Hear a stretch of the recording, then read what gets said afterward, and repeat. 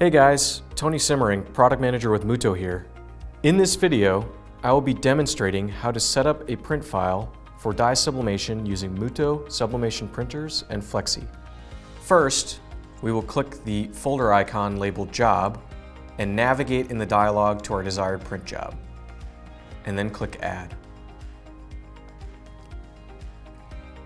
Once it has reached holding status, we can double-click the job, which opens the job properties. In this menu, this first tab, we can change items such as media width, the job size itself, the positioning on the media, the number of copies, our distancing between the copies, and we will click mirroring for dye sublimation.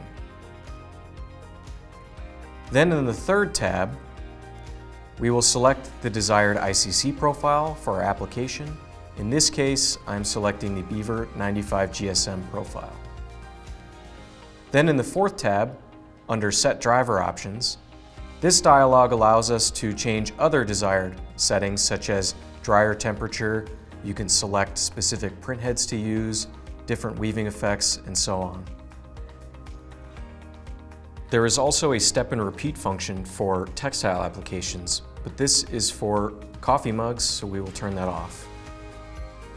We click Send.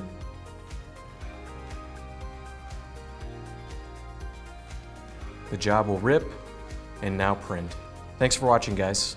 For more information on MUTOH and MUTOH Printers, please visit mutoh.com or follow us on social media.